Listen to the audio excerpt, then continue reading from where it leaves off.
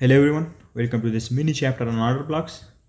Now, I've already explained what order blocks are in chapter 2 and I explained it in great detail, but I received like hundreds of DMs from students asking me about order blocks and its different intricacies and details, right? So I decided why not, instead of replying to each one of them, let me make a full video on it, right? Let me make a full video on order blocks explaining every single aspect of it, right? How they are formed, why they're so important, and most importantly, how can you correctly identify an order block, right? So here's the mini chapter. Now, after watching this chapter, I don't think you'll have any confusion left about order block, right? And you'd be fully capable of differentiating between the different forms of order blocks, and you'd be able to correctly identify it and annotate it on the charts, right? So let's get into the video. So first of all, let's define what an order block is. Like what's the definition of an order block? So if you've been following ICT or all these other people on Twitter and YouTube, then you must have heard that the way they define an order block is that they consider the last down close candle or the last up close candle before the down move as an order block, right? That's how they define an order block. But that's the wrong or incorrect way of identifying or defining an order block, because that's predominantly based on patterns instead of logic, right? And what we must seek in trading and in our analysis is logic and a logical framework, right? So that's the incorrect way of defining an order block.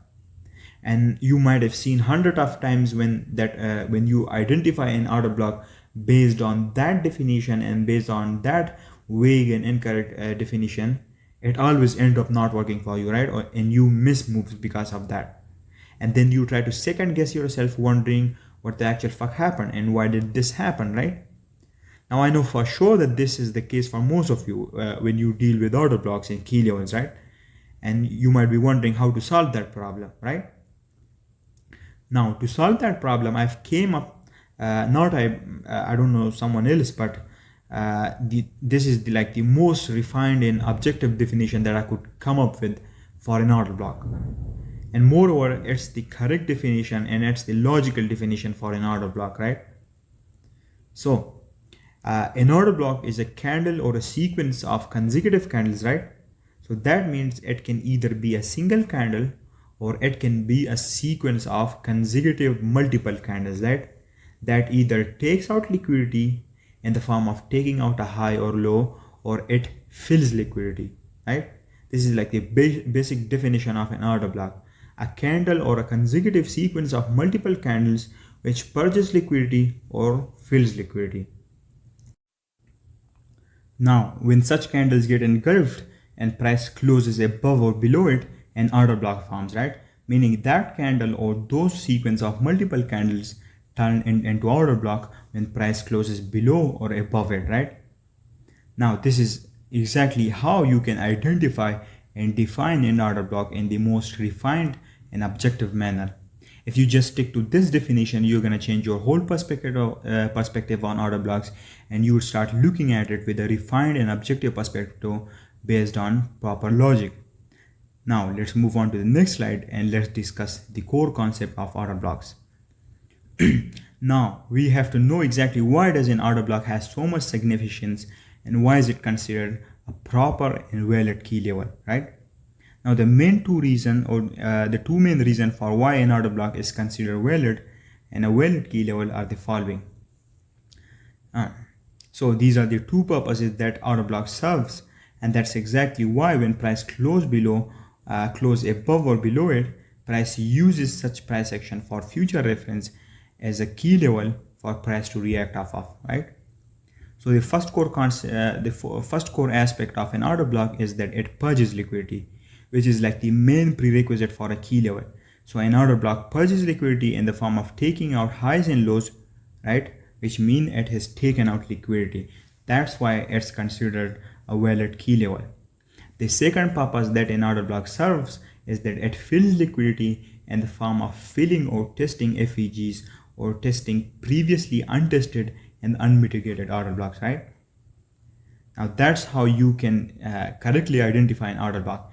If a candle has taken out liquidity, right, and then price closes above it, then you could use that candle or that sequence of candle as an order block. Similarly, if a sequence of candle or a single candle fills liquidity in the form of filling an FEG or testing an order block, and then price closes above or below it, and you can use that particular candle as an order block, right? That's how you identify and draw out an order block.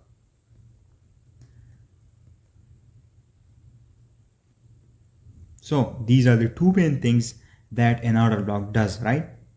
Now it doesn't have to do both of them, right? But it has to at least do one of these things. It must do or does either one of these things to be considered a valid key level in a valid order block. Now let's move on to the next slide to see some examples of how price purges liquidity and how an order block forms. So right here you can see that we've got this range low, right? And beneath this low lies liquidity, right? As we all are aware of, right? We know that above highs and below lows lies liquidity, right? Now what happens is that price comes down below and purges this low, meaning it purges liquidity or takes out liquidity, and it does it with these sequence of consecutive candles right here, right? This particular candle right here is the exact one that purges the liquidity and takes out the liquidity, meaning it takes out the low, but then also the next two candles with it also plays a role in purging liquidity. So when price close above these candles, we would regard this sequence of candles as an order block. Now you can see what happened is that price went above and closed above these candles with this particular candle, and now these candles are considered a valid order block, right? Because they've done and followed the two main important rules for an order block. First of all, it purged liquidity in the form of taking out and purging below this low, and then second of all, price closed above it, so this is a valid order block. Let's move over to the next example. So right here you can see that we've got this range high, right? And what happened is that price purged that high with this particular candle, right? Meaning this particular candle right here purged liquidity and took out liquidity in the form of taking this high. Now when price closes below this candle will become a valid bearish order block. And you can see right here, price closed below it and then it tested this bearish order block and reacted to it explosively, and price expanded lower again, right? Let's move on to the next example. So right here, first of all, you can see that with this candle right here, we took out a low to the left and we purged liquidity by taking out that low, right? Now you cannot see that low on this chart, but I've drawn out this high, this low right here, and you can see that price went below that low and purged it, and now when price closes above it, it will become a valid bullish order block, right? And that's exactly what happened. Price closed above it and then it came down to test it and then reacted off of this order block. Now what you can also see right here is that before we tested this order block, this bullish order block, we formed this high right here, which generated liquidity below this low, and then price came down below and took out this low with this particular candle right here. And now again, based off of the definition of an order block, you can see that we've taken out this range low, right? And we purged liquidity below this low with this candle. And not only that, but also with this particular candle, we also tested a previously existing order block, which means this candle also fed liquidity, right? So now this candle has done two things. It purged liquidity, and also along with that, it filled liquidity in the form of testing an order block. So now when price closes above it, this will become, and this candle will become a high probability and a high quality order block. And you can see we reacted to this order block and expanded above explosively, right? This was a type of an order block which not only purged liquidity but also filled liquidity. So this was a high probability order block. This is how you identify a high probability order block. Now let's move over to an example for an order block which only fills liquidity, and let's see how it looks and how it forms. So right here we can see that we've got this FEG right here, and what happened here is that with this down close candle, we filled it liquidity in the form of testing it, right? In the form of testing this FEG. Now you can see that with this candle, we did one of the core things that is needed to be done by an order block before it's considered valid, and that is that this candle filled liquidity in the form of testing this FEG. Now when price closes above this candle right here, this candle is going to become an order block, and you can see that the price came down below and tested this order block and reacted off of it and exploded higher. But you can also see another order block of the same form in nature right here as well.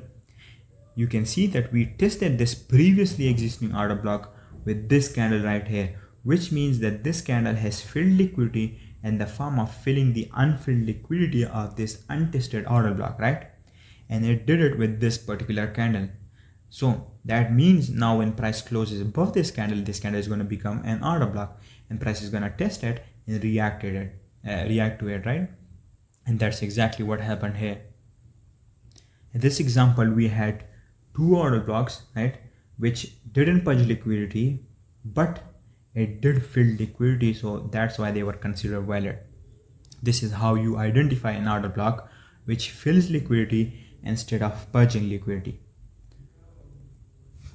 Now here's another example. We've got this order block right here, and you can see this proper logic and reason behind why this candle is considered an order block, right?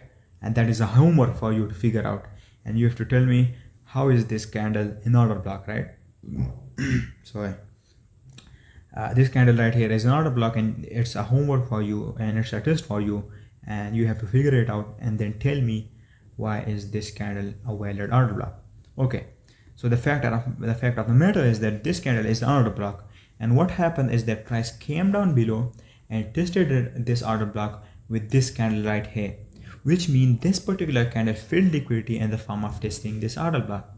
Now when price closes above it, this candle will become a valid order block, and you can see that that is exactly what happened here.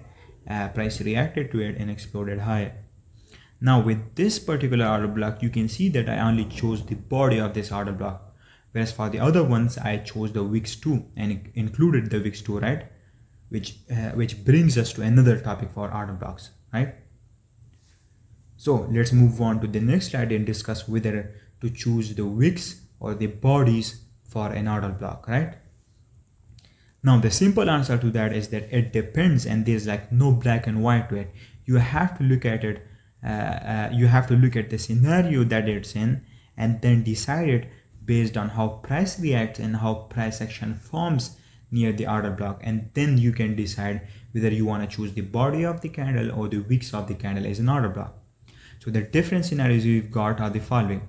The first one is that if price closes just above or below the open of that candle that purged liquidity or filled liquidity, then you would use just the body of the candle as an order block, because price is only closed above or below the open and it hasn't closed above, below or below the wick, so you would only choose the body as the order block.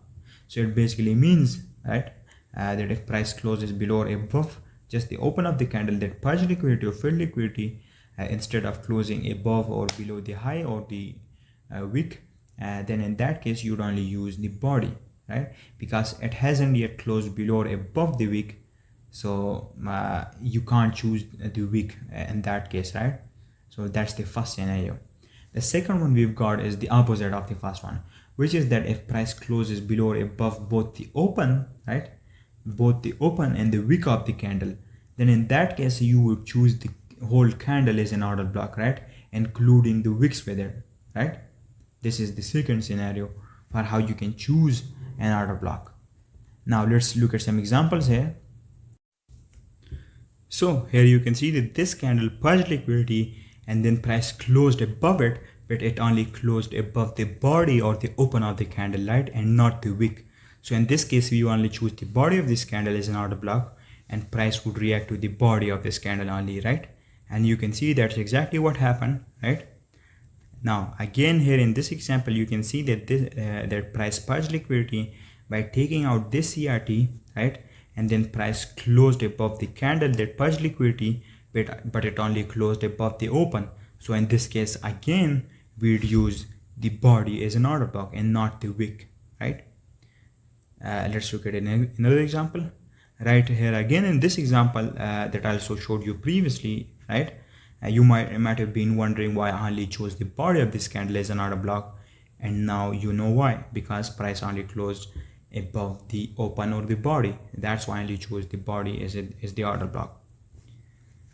So here's the scenario 2, and in this case price closed above the whole candle including the wick. So in this case we'd also use the wick of the candle as an order block too, right? And we'd include the wick as well with the body. Now here is another example in which price closed above the wick, so I use the wick as an order block too. So you can see right here, this is how you basically differentiate between the different forms of an order block, and that's exactly how you can decide whether you want to choose the open or the body of the candle or the whole candle including the wick too. That's how you decided, right? You decided based on how price has closed above it. If it closed above the body, then you'd only choose the body, but it closed above the whole candle, then you choose the whole candle. You can see that we decided that based on proper objective logic, right? And we didn't just random guessed it, right? Based on pattern on anything that most people do. That's how you identify and draw out an order block. Now let's move over to another example. So here again, another way of choosing between the bodies and the wick is by looking at the size of the body and the wick. So if the wick is significantly smaller as compared to the body, then you can just use the body as an order block even if price has closed above or below the wick, right? But in case if the wick is larger compared to the body, then you can include the wick too and use the wick and the body as a whole as an order block. Now it's up to you whether you want to choose between the wick or the body based on this approach that I've given you or based on the one that I gave you before, right? It's completely up to you. I'm not gonna force anything on you. That's completely your choice, right? I've given you both the approaches. Both of the approaches has their pros and cons, and it's your job as a trader to decide which one suits your style the best. Now choose only one approach off of the two, right? Don't just interchange between the two approaches, just choose one. Now if you had to ask me for advice on which approach is better, then I would say that I don't know. It's up to you to decide and to gather data. But if you ask me which one I choose personally, then I'd say that I choose the first approach because that one is more objective and that one is based on logic. Now let's look at some examples here. You can see that the wick of this order block is comparatively smaller as compared to the body, and even though price closed below the low in the wick of the candle, you could choose the body because the wick is comparatively smaller. Another one we got here is this example right here. In this case, you can see the wick is larger compared to the body, so you're going to include the wick too as an order block. That basically sums up order blocks, and this video explained everything about order blocks and different details. I hope you enjoyed it, and hopefully you've made notes.